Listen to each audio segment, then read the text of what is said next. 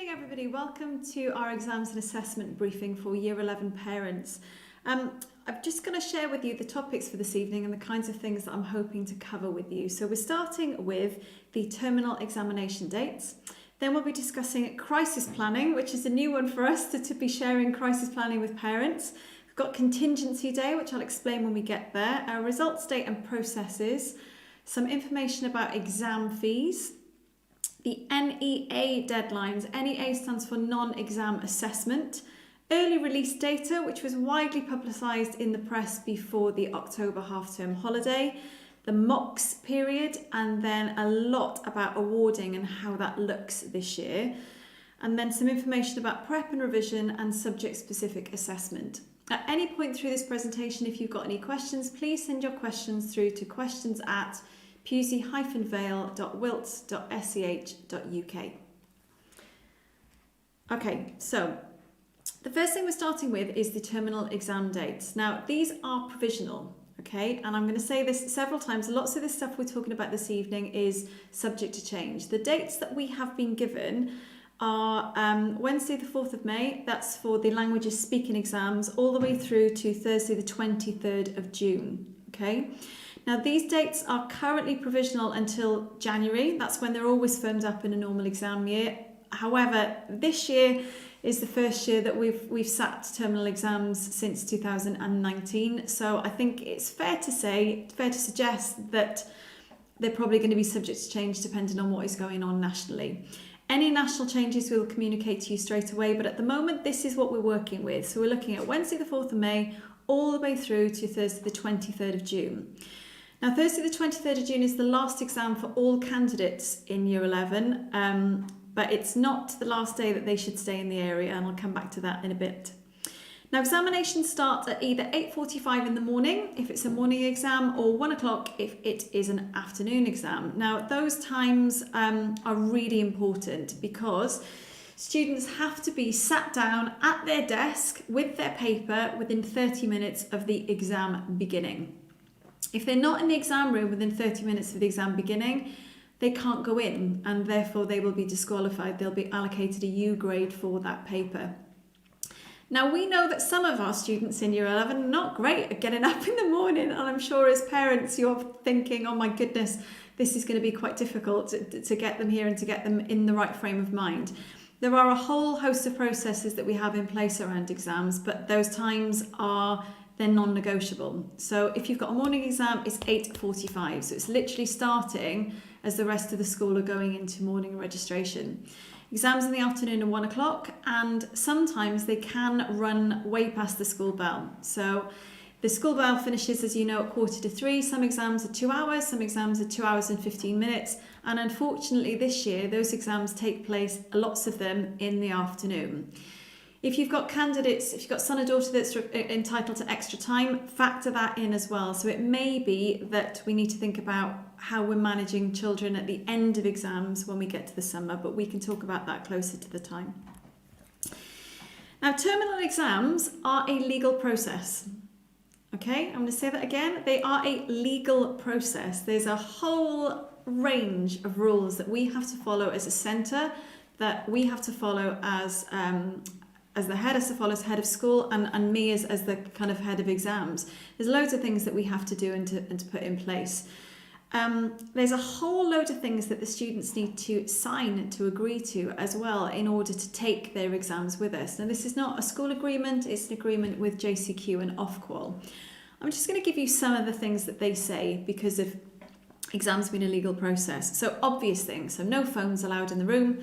No watches, because you can get smart watches where you can Google things or kind of whisper into them and get the answers. No headphones is another obvious one. Clear water bottles with clear liquid. So there was a child that was caught cheating, I can't even remember when, about 5 or 6 years ago maybe, where they'd had some kind of energy drink or something in the exam, and that was constituted as malpractice. So it has to be a clear water bottle, no labels, no writing on, clear water inside, only water. And they sometimes do check. The exams inspector does come and kind of have a look. Pens, pencils, highlighters, all those things have to be in a clear pencil case. Now, you can get those anywhere, clear pencil cases, but it's something worth investing in. The other thing that students sometimes take in is a Polly Pocket, you know, those kind of things that you put into folders. They're fine, but it can't have any writing on. Can't have any notes, no handwriting, so no writing on hands, arms, legs, faces, bodies, any of those kind of things. There's no handwriting anywhere, and there can be no talking or communicating between candidates. Now, the talking is obvious, but communicating between candidates can also be students looking at one another. So if they're in an exam room and they sit down with their paper and they kind of look up and make eye contact with somebody else in the room and giggle, that can be classed as misconduct. Now, misconduct in an exam situation is really, really serious. It's the same as being caught with notes in your pocket or being caught with your phone. If you're talking or communicating with somebody, the following thing will happen. So these are all examples of misconduct. There's others as well, but these are probably the ones that are most pertinent to students in school. If you're suspected of misconduct, it's labelled as malpractice. Now, there's a whole malpractice investigation that has to take place for myself, the head, and Mrs Bottoms, the exams officer. And basically, Ofqual and JCQ will decide if we say we've got a malpractice issue and somebody's been caught talking, or they've got their phone, or they've been found with notes. That student is disqualified not just from that exam, but from all papers that they have sat and any papers that they are due to sit. So it's a blanket disqualification across all examinations for that series.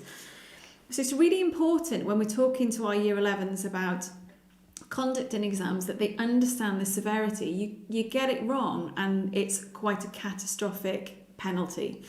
So when we do mocks, we run them under exam conditions, and if we do have this, we have to run it in exactly the same way. So there would be an investigation, we'd issue U's, that kind of thing. So that's something to be aware of. Now, we are mindful that this year group hasn't done any formal examinations. It's not something that they have been through. One, because they were too young in the lower school, and then we've had kind of COVID disruption for the last, nearly 2 years. So that's something to be mindful of.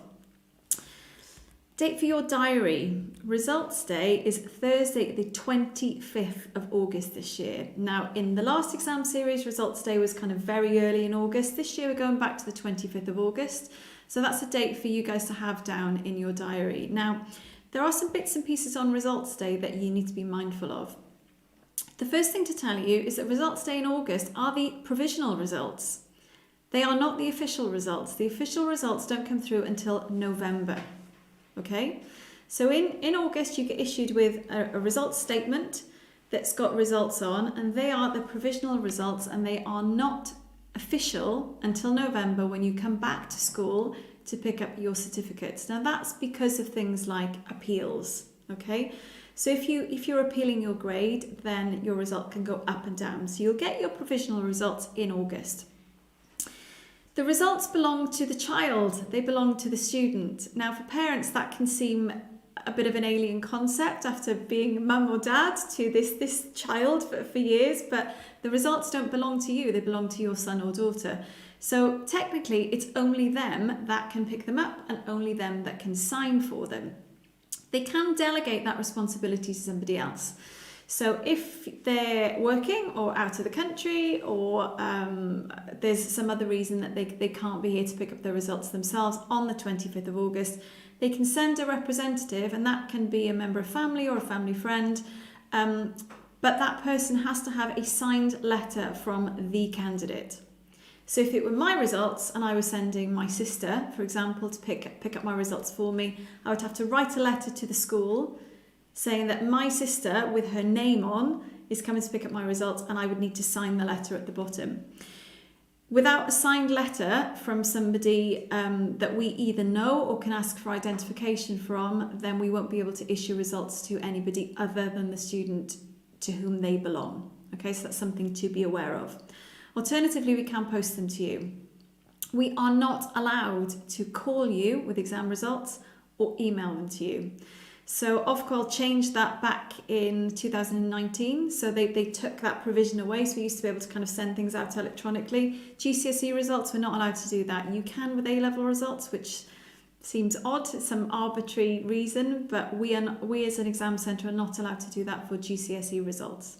Okay, so if you know that you guys are on holiday and you've booked and you're away, you need to think about how we're going to get them to you. Post or sending a representative. A representative obviously can open them and then can give you a call, but we can't do that as a centre. Now then, crisis planning. Okay, there's a date on there. Ignore that. That's a mistake. Crisis planning is something that we've had to do before. So, for example, we've always crisis planned for what happens if there's a fire, what happens if there's a flood, what happens if we need to move the exam somewhere else, what happens if the exams officer is poorly. We do that normally. But this year we're crisis planning for pandemic, we're crisis planning for all sorts of different things. Now, we don't know what that's going to look like yet. We spoke to JCQ today and they said that we're awaiting government guidance on what's going to happen if we go into another national lockdown. What if exams are kind of partially run for some students at school, but some students are at home and they're poorly? How does that work? So for this academic year only, there is going to be a crisis kind of phone number, which sounds terrifying, but hopefully it won't be. So if there is an issue on the day of an exam, so say you wake up on the morning of the English Literature Paper 1 exam, and there is a problem, somebody's ill, there's a problem in the house, you're flooded, that you can't get to school, your car's broken down, you'll be given a specialist number that you can call, and it will go through to a group of people. You can call anytime from 7 a.m. So anytime anytime early, the earlier the better, if I'm being honest, particularly if it's an issue with illness. The earlier that we know that there's a problem, the better. Now, currently, JCQ is saying that if there are students that are ill, for example, with coronavirus, the crisis planning tools that we have to operate is that the exam still will be sat, it will be brought to you at home. So there's no way of getting out of it, really. So we can't apply special considerations to those things, and I'm not sure you'd want us to, because that only gives you a kind of 2% rise on what you'd get. So if you're doing a paper where you've put 50% in as controlled assessment, and the other 50% is the exam, that's not going to help you. So essentially, if anybody's thinking they can use lateral flow tests to get out of papers, you can't, because it'll be me probably turning up to your house for the exam and then sitting and watching you do it under exam conditions. So just please, over the exams period, look after yourselves. We need to make sure that you're healthy and you're well. But if there is a problem of whatever magnitude, give us a call on that day. We'll get that number out to you closer to the time so that you don't lose it, and you can call any time from 7 a.m. Now, contingency day. This is something for you to be aware of. So I said earlier, the final exam is it's a physics paper on Thursday the 23rd of June. However, there is a contingency day which is Thursday the 30th of June. Okay. Now, contingency day, when this came in about 5 years ago, they said that contingency day was for national emergency. This is way before pandemic. So they were talking about things like death of a monarch. So if there's death of a monarch and the monarch is lying in state and then exams have to be cancelled, they need to be moved around. So contingency day is there, and that is the final date that after that date, you can kind of leave the area. You can move to Sweden if you need to, but it's the day that you have to be in the area of your exam centre up until that date. It means that exams can be moved to that date with short notice. So, for example, if there is a national crisis, if we are dealing with a member of the royal family lying in state and there is a week where no exams can take place, it means that they'll be shifted back, and they can change them with hardly any notice at all. If you're booking holidays and you're thinking you want to take advantage of the fact going away outside of term time, which I fully understand, please make sure that you book holidays after the 30th of June, okay? Because if they move them, which they have never done before, but you can never guess what's going to happen, it's really important that your son or daughter is available up until the 30th of June. If we get to the 23rd of June and they've done their last physics exam, then you've got no need to worry. It's absolutely not a problem. So yeah, that's something for you to be very much aware of, okay? Right, non-exam assessment. So this is where we start getting into the technicality of exams. This might be in the wrong order, hang on. Yeah, right, we'll come back to that in a second. So we're going to start with exam fees. Now, exam fees are really expensive, and it's not something we talk about often, actually. We only talk about this with Year 11 parents if there's a problem. It costs a lot of money as a centre for us to put on exams, so it's kind of fees into the tens of thousands. It costs a lot of money to put Year 11 students through papers. Now, it's an average figure is £52 a paper, roughly. Some are 30, some are 100, so it depends on what papers you're taking. Now, as a school, we fund these. It's part of our funding, it's part of our centre status that we pay for exams, but we do them on the proviso that candidates turn up on time and they're in the exams properly and they try their best, as in they don't come in late and then go to sleep with their head on the desk. Now that does happen. It hasn't happened here for many years, if I'm being honest. But we have had students in the past that kind of come in, write their name, and then go to sleep for 2 hours. And if that happens, I need to tell you in advance as their parents that we will send you the bill for those papers. So one of the things that we have to document when we're sending papers off is whether they were fully attempted. And it's important for you to be aware in advance that if your son or daughter is thinking that a particular exam doesn't matter and they don't need to sit it and they can just sit in the exam room and do nothing, they can do that, but it might be a costly exercise because we would send you the bill. There's a calculation on the screen there, and that's just for core. So English is 4 papers, you've got 2 language, 2 literature, that would be £208. Maths is 3 papers, and then the science is 6 papers. So if you've got a child that's being quite tricky or maybe even belligerent, then it's probably worth having a conversation with them about finances, because that bill can become very, very expensive. So that's something to be aware of. Non-exam assessment. Now, this is where we get into the technicality of exam speak, so apologies in advance.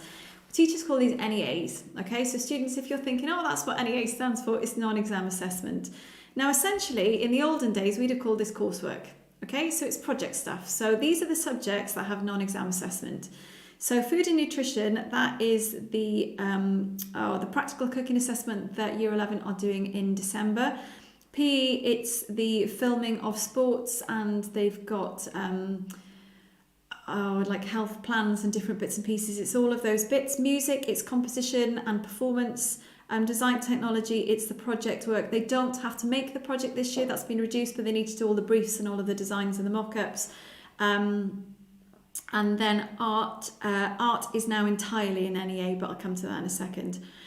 So NEAs, these are the deadlines. So if you are a student or you've got a son or daughter that is studying GCSEs in food and nutrition, physical education or music, their NEA work is due by the 14th of January 2022. That's their deadline, okay?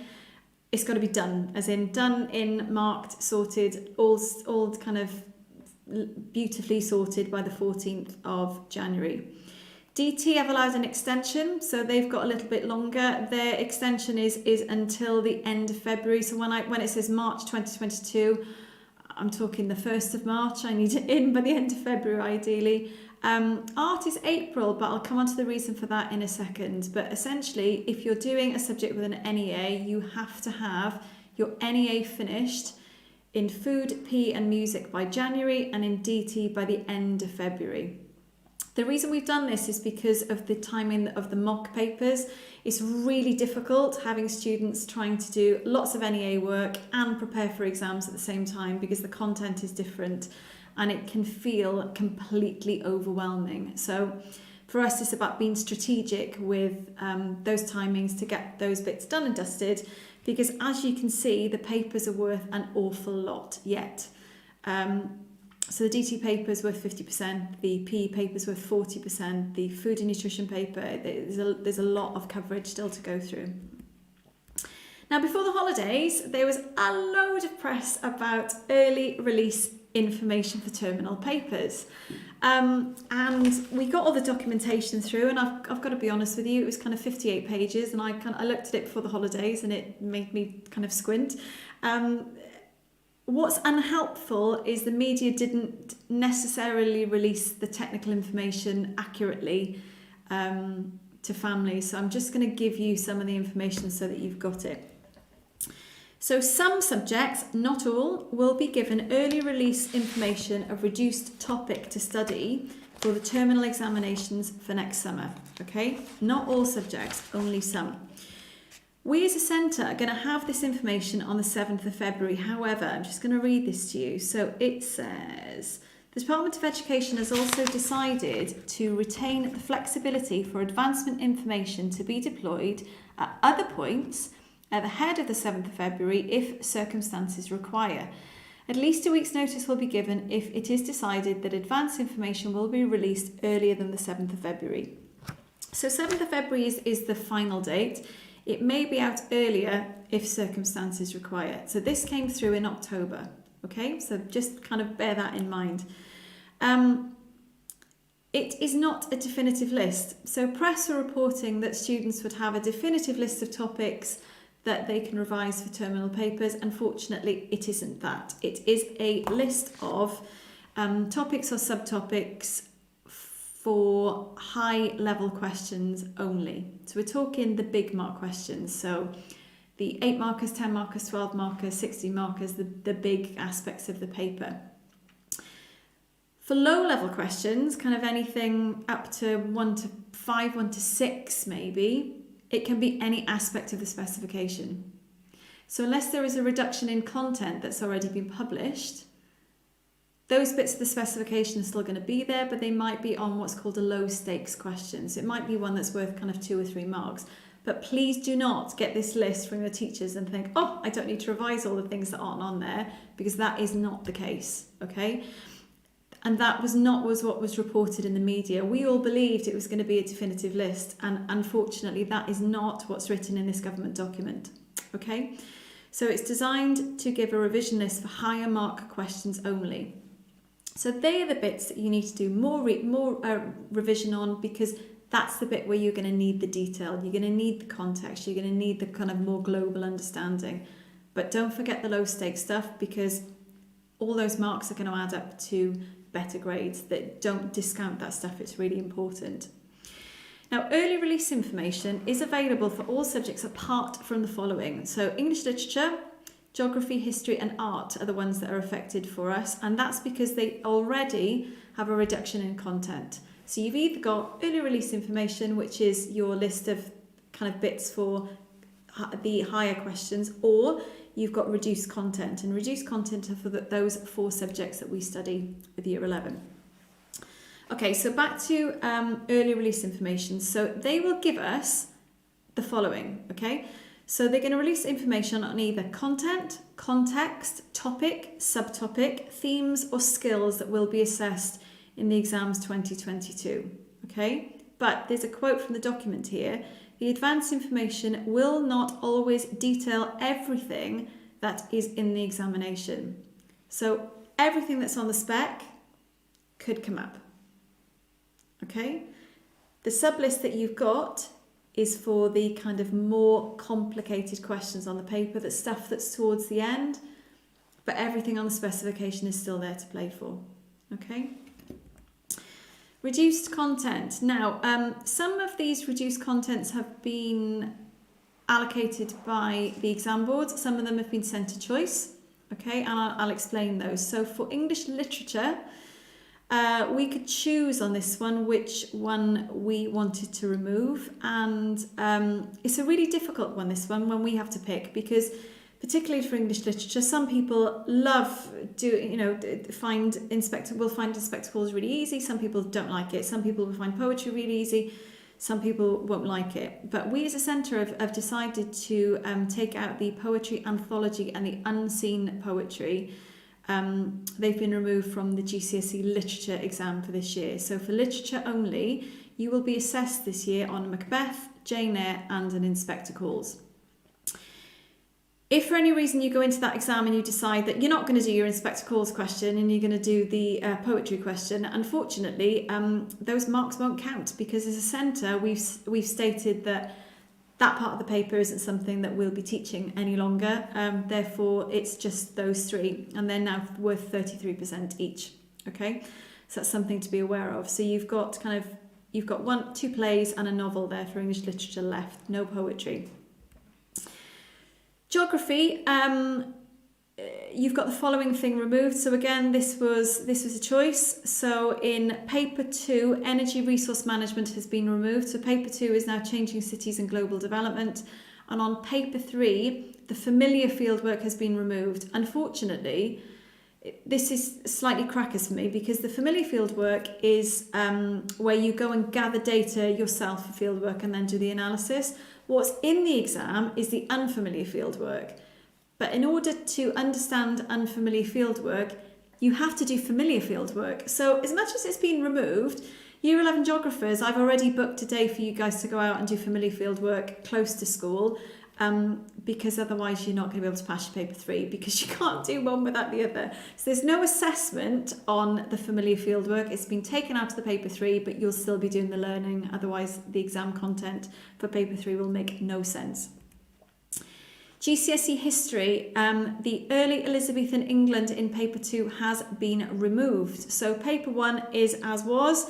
Paper 2 is now only superpower relations and the Cold War, and paper 3 is Weimar and Nazi Germany. So Elizabethan England is gone for you guys, okay? And again, that was centre decision. So these 3, so you've got geography, English literature and history were all centre decision. The one that was decided by Ofqual is this one. So the art course is 60% controlled assessment. So they've got 2 big projects, and then at the end they sit a 10-hour art controlled test, and that has been removed. So where, if you go back in your minds where I was talking about the NEAs are due in art in April, that's the reason for that, is because the 10-hour control test has gone. So ordinarily you'd have your art control test over 2 days, 5-hour exams on each day, where you'd have to produce a piece of work within that time.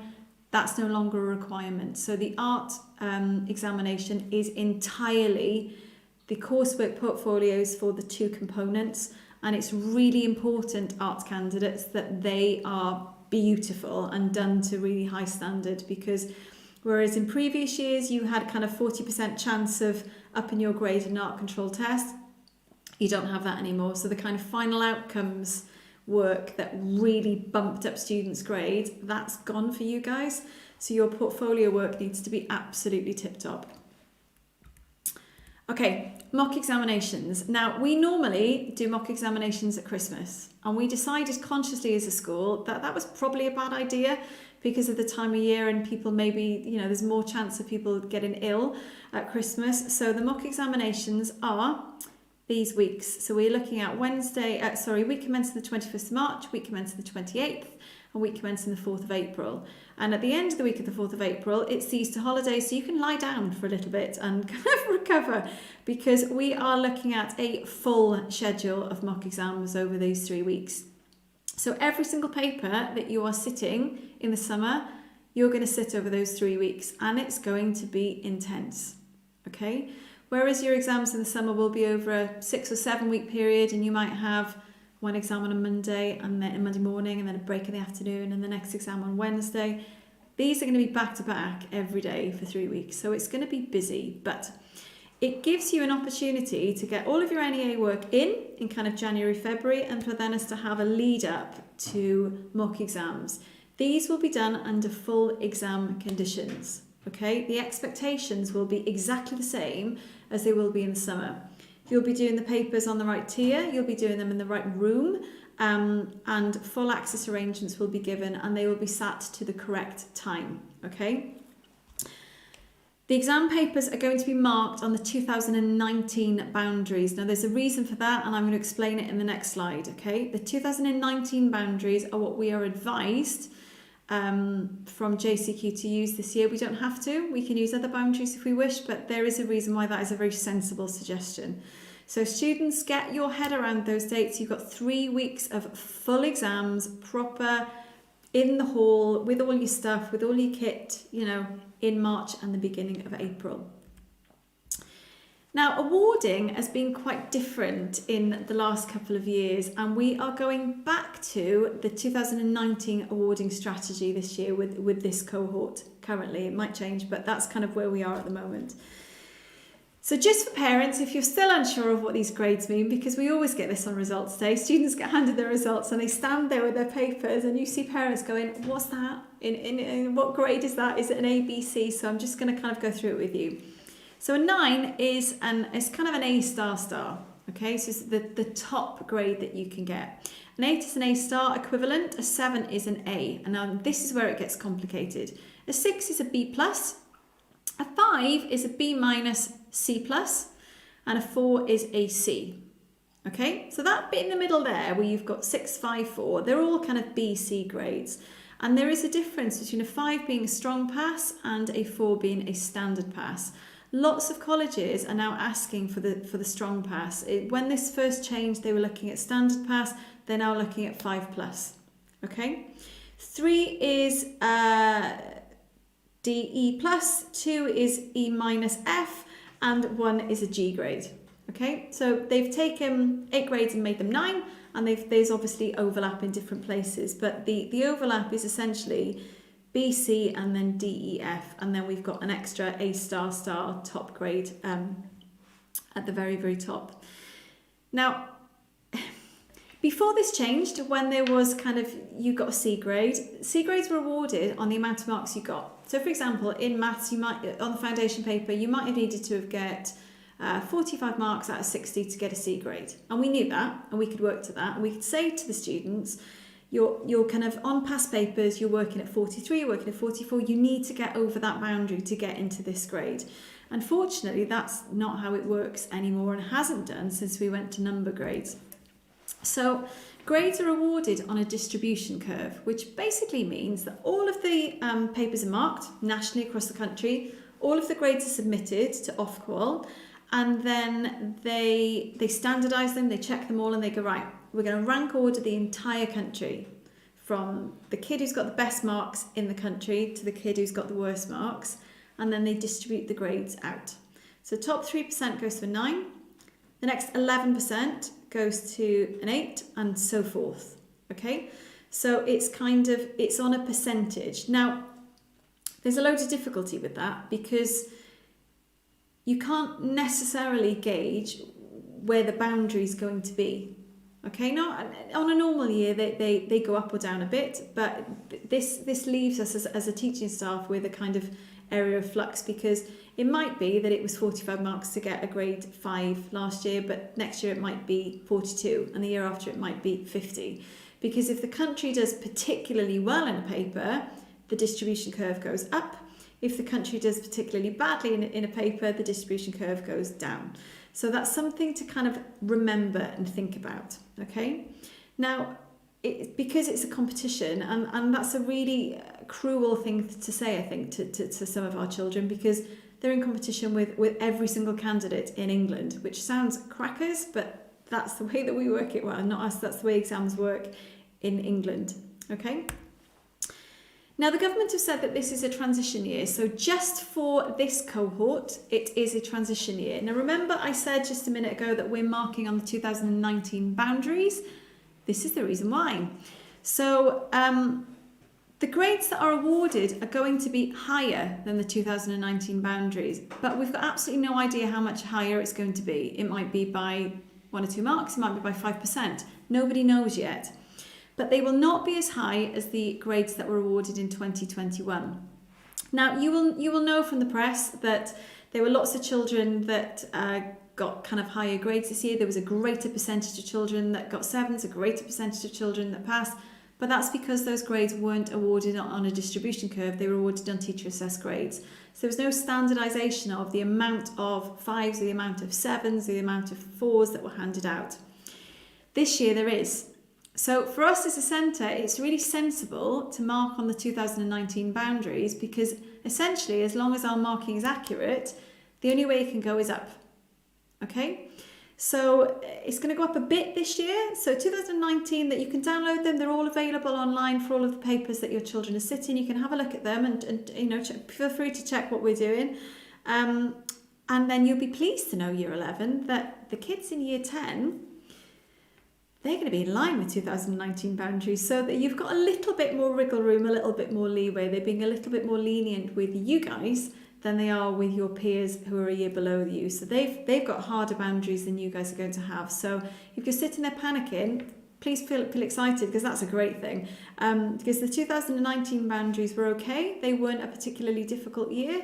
And you're going to get slightly higher than that. So that's a really positive message, and I hope that's something that you remember.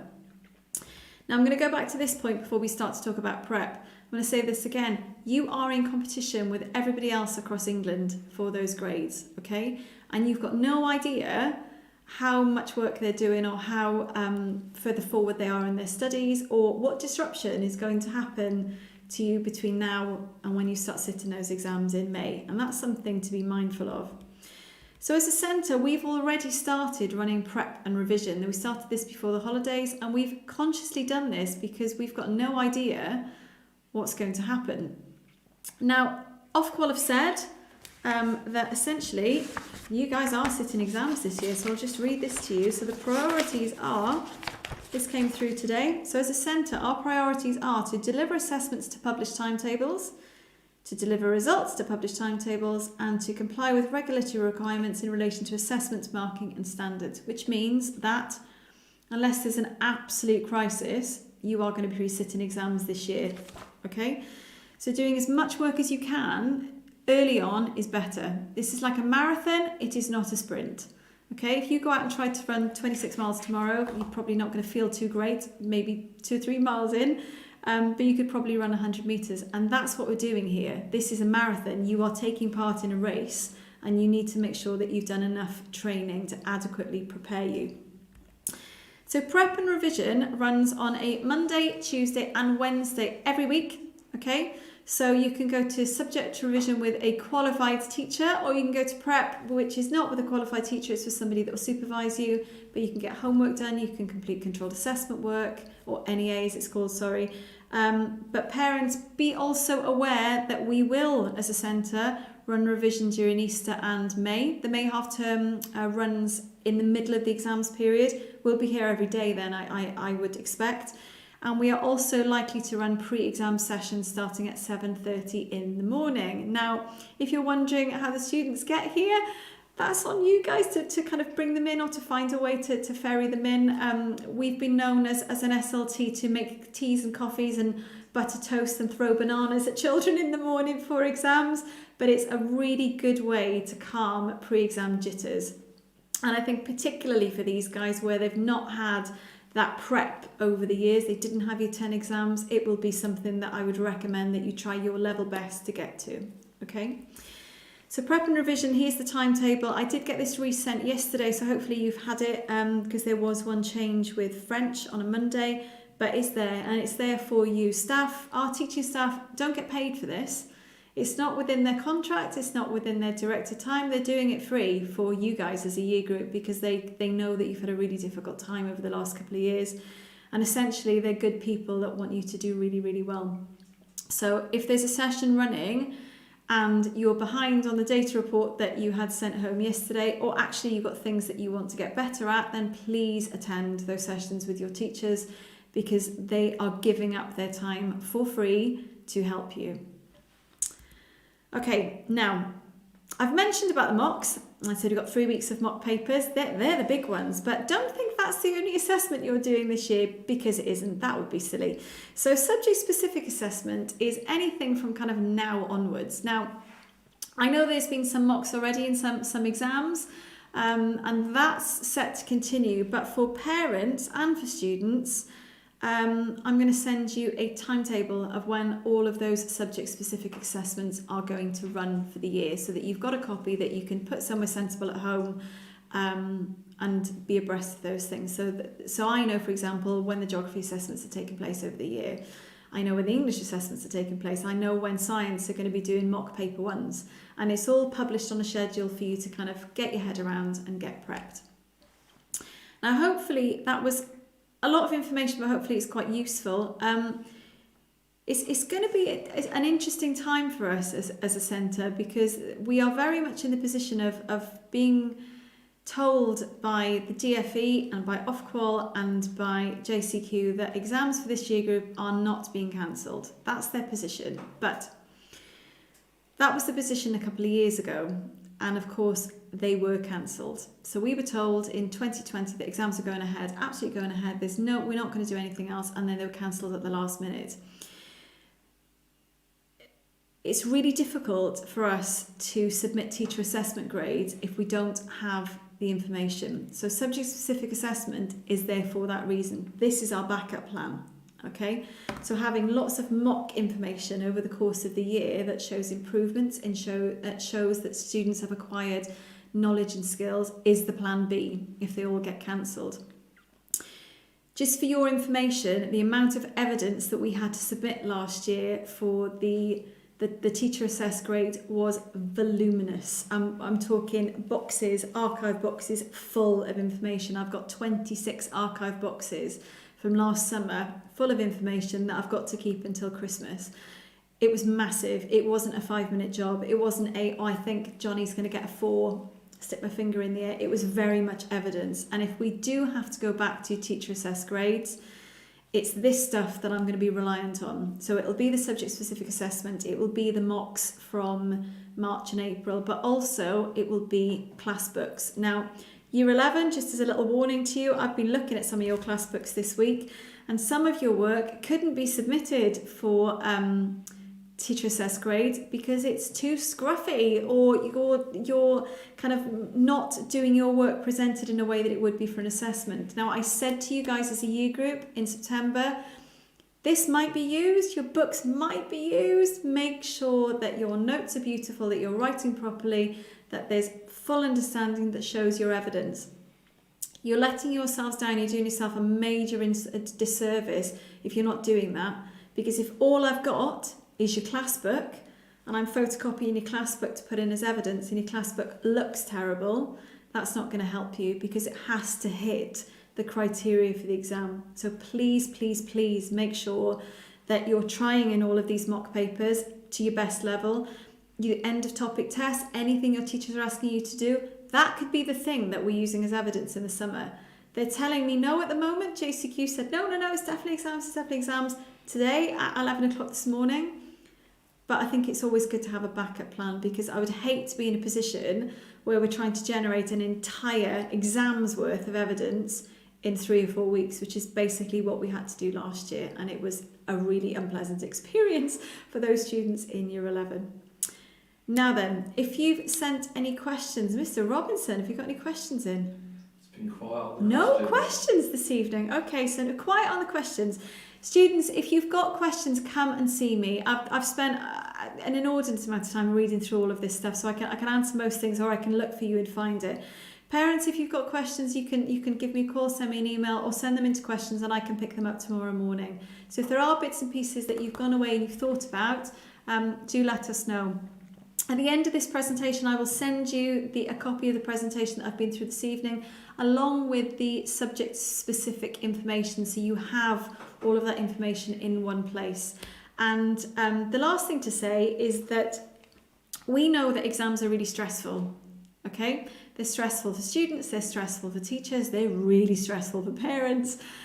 We know that, and actually we're good at managing that stuff. As a school, we're very good at managing people that are finding exam anxiety difficult.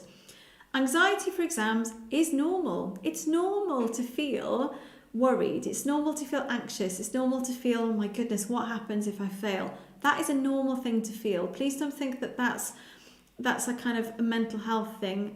It's normal. If it becomes a mental health problem and your son or daughter is really, really struggling, please get in touch with us. Okay, we're always happy to have those conversations and to put things in place to mitigate those circumstances. There's an awful lot that we can do if we've got students with diagnosed mental health issues, so we can really help you with those things.